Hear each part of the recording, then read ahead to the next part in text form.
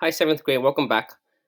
Today we're going to be continuing to work on Henry and the Reformation in England. Before we do that, I want to go over some data with you guys because the majority of you have done a really good job in the exegete or the document, but I'm concerned about a number of you, and I will be reaching out to you. This is so far it's 245, 250, and this is the data from UCSC. There's like almost 20, no, like 15, a little over 15 of you that have gotten a perfect score.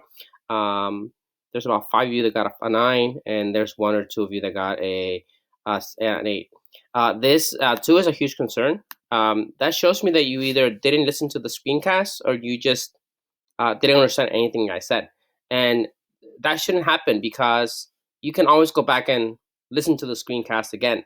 This person got a 6. So I want you to be in this area here. So 7 or higher. If you scored in this area, a 6, 7, and definitely here, I will be reaching out to you. You'll probably have extra review because I need to make sure that you are listening to the screencast. So this is UCSC. This is UC Davis. This 5 is concerning. This 7 is a little concerning, but it's I think that you listened to the screencast and you understood what was being said for the most part. And then we have UCLA. It's pretty good, pretty good. This is concerning these 3 students, 4 students, 5 students. That's concerning to me. Let me go over some of the data from UCSC. Most of you said that Henry was from England, and he is. I never said he was Italian. Like either you're guessing or you're just not listening to the screencast. Similar to Luther, King Henry was a Catholic. Remember, he was referred to as the protector of the faith. He was Catholic. If you pick Calvinist, I don't even know where that came from because I haven't talked about Calvinism. I talked about Lutheran. He wasn't Lutheran. Remember, he spoke against Luther. He was Catholic. Which of the following is true about Catherine of Aragon? Catherine of Aragon was his first wife. So she was from Spain. She was before she married Henry, she was married to Arthur. You said she was his daughter. Like I don't know where you get that from. I really don't. She was not from England. She was from Spain, and she was the aunt of the Holy Roman Emperor. I don't know who told you that she's. I don't get it. It's really it. When I see some of these answers, I get frustrated because I know I went over it. Who was Henry's older brother? It was Arthur. Henry VII was his papa, his dad. Why was it arranged to have Arthur marry Mary or Arthur? What the hell? Why was it arranged to have Arthur marry Arthur? Wow, seriously, I don't even know. This question should have said, why was it arranged to have Arthur marry Catherine, not Arthur? Sorry. So if you got this question wrong, I apologize. That's my fault. It was to I mean, most of you guys still got it right. It was to make an allegiance, something like that, between England and Spain. Why did Henry become the next in line to be king? Because his brother died. His brother died. Henry and Catherine of Aragon had one daughter. Her name was Mary. Mary. When did he become king? He became king. Again, I don't know how you can miss this. You need to go back to the screencast and listen to it. It's that simple. You have to go back. 1509. He was given a title Defender of the Faith because he spoke against Luther. He did not speak against the Pope. No, he spoke against Luther, and he was rewarded by the Pope and given this title. Good. Most of you guys got this right. Good job. So that's that. You guys, you guys are doing the best you can with this, and yeah, let me go over the material for today, and then we'll see how you guys do with with some of the questions and also some an exit ticket. Okay, so we went over this yesterday. If I figure out how to present. By the way, yesterday you guys heard my cats. He was stuck in my room and he wanted out, so he was meowing, meowing, meowing. So yeah, Henry's family. He comes from England, United Kingdom here. His first wife comes from Spain. She was married to Henry's brother before, but he died. She died, and he became her husband. So this is Henry when he was young, older here. This is Henry's dad, mom. This is Henry's brother. This is Henry. This is Catherine of Aragon. They have one daughter. Her name is Mary. Eventually, Henry will separate from her and marry several more times. And we went over this already yesterday. The Roman Empire is located here. Very powerful empire. We went over this. Defender of the faith. He spoke against Luther.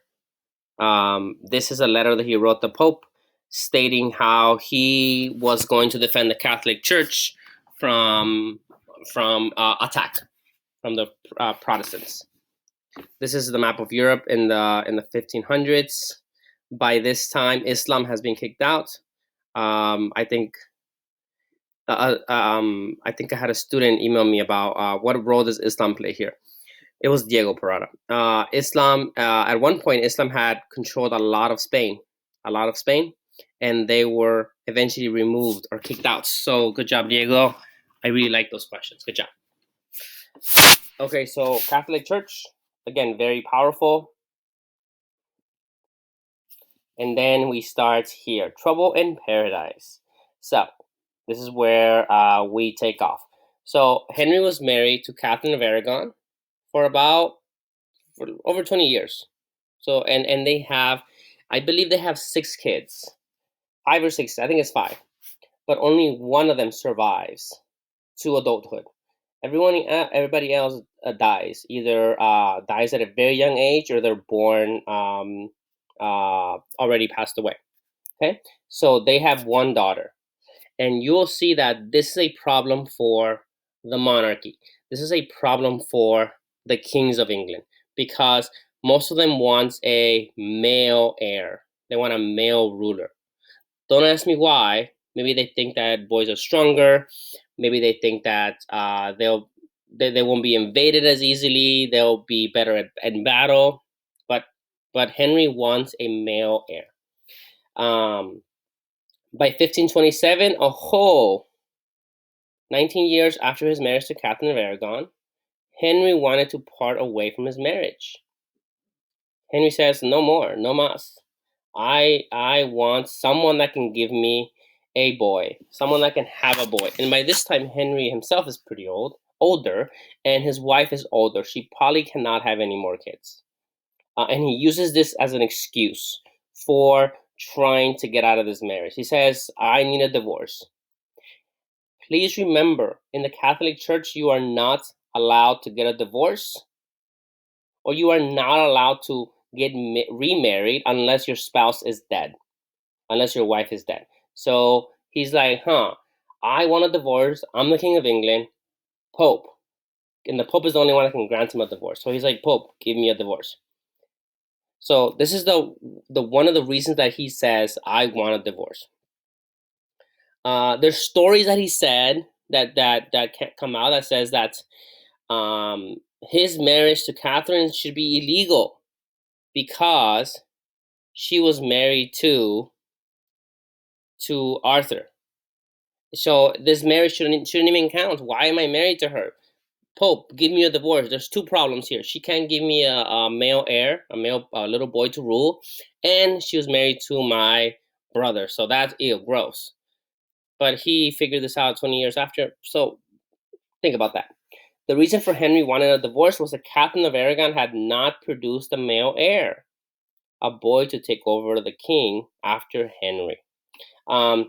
modern science, we know that the husband, the male, usually determines the gender of the kid. So I don't know if you want to look into that. Tell me how I'm supposed to breathe with no air, air. I think this is a song from Rihanna. You might not know who Rihanna is because I'm a boomer. But I like memes. All I want is a healthy son. Poor me. I just want a boy to rule after me. And Catherine here is old and she can't give me one. I need a divorce. So by the time Henry asked for a divorce, he had already had a new woman or a new interest, Anne Boleyn. And Anne Boleyn said, I'm not going to be your mistress. I'm not going to be your girlfriend. I want you to get a divorce and I will be with you. She was over the moon with him. I mean, he was a king. So he needs to make it happen. And the Pope is going to say, the Pope said no. The Pope said no. Remember, the Pope is here. The Holy Roman Empire is here. This is Spain. Catherine comes from here. So Catherine pretty much has a lot of control in this area and also here. The Pope does not want to upset this area. He's more willing to upset Henry. Okay, so he's going to say no. First of all, because it's not allowed in the Catholic Church. You can't just get a divorce because you get tired of someone. But there are two problems to Henry's request. A divorce is not allowed in the Catholic Church, and Catherine is the aunt of the Holy Roman Emperor. The Pope says, why don't you just have a girlfriend? Have a girlfriend, but still stay married. This is the best. This is the best thing, right? According to the Pope, like you can have your cake and eat it too. You can have a girlfriend and be married. And obviously, Henry doesn't want that. Henry wants a divorce. He wants a complete break with his previous wife, and he wants to move on with Anne Boleyn. Anne Boleyn doesn't have Anne Boleyn has no idea what's about to happen to her. So, what is Henry going to do? The Pope said he wouldn't cancel Henry's marriage. When King Henry heard the Pope's decision, he was unhappy. Obviously, he's unhappy. He wants to move on. He told everyone that the Pope didn't have any authority in England, and Henry secretly married Anne Boleyn in 1533 when he was 42 years old. So he went against the wishes of the Pope. And he says, I don't care if I'm excommunicated, because guess what? I'm going to be the leader of my own church now. The Parliament, Parliament is the body of law in England. It's a voting body that makes laws. So the Parliament, which is a group of people who were part of the government in England, they passed the law that said the king had the most power or authority. And as a result, he could officially call Anne his wife, and she became the Queen of England. He continued to help pass laws to separate his country from the Catholic Church. Henry created a new church, and this church is called the Church of England. So he separated from the church, and he made himself the head of the church, kind of like the Pope, but it's the equivalent of the Pope. Everyone in England had to belong to the Church of England, and if you fought back, you were going to get it. Henry became the head of the Church of England, and now he could do what he wanted. He can get a divorce, he can marry, because guess what? He's in charge. Parliament passed this Act of Supremacy in 1534. It's an act of Parliament that recognizes Henry as a supreme head of the Church of England. It is no longer called the Catholic Church. It has a lot of similarities with the Catholic Church, and we'll talk about this at a later time. But the big difference is that the Pope is no longer the head of the church in England. It is the king himself, and even today. The act also required an oath of loyalty from English subjects, the people of England, that recognized his marriage to Anne Boleyn. Want to marry Anne Boleyn, asked Pope Clement the Seventh to cancel his marriage. Pope refuses to annul marriage. Pope refuses to annul marriage. Becomes the Pope equivalent in England. So now he can marry whenever he wants, and he's going to do it several times, just so you know. Henry now had full control over the religious matters in England. He could get married and divorced as many times as he wanted. He did not need the approval of the Pope from in Rome. Church won't let you divorce. Make your own church. Okay. The big things that I want you to get out of this today is the Pope, the Church of England or the Reformation in England did not. It's very different than the one in Germany. They are for different reasons. They are not having to do with religious matters necessarily, but more political power. Who is in charge? Can kings do whatever they want? The break was not because they disagreed on religious matters, they disagreed on political matters, uh, matters of governments, of who rules. And you'll see that because Henry's able to break from the church, he's able to now um, do what kind of like the church is doing in England, collect taxes and take over church property. So that's he benefits greatly from this.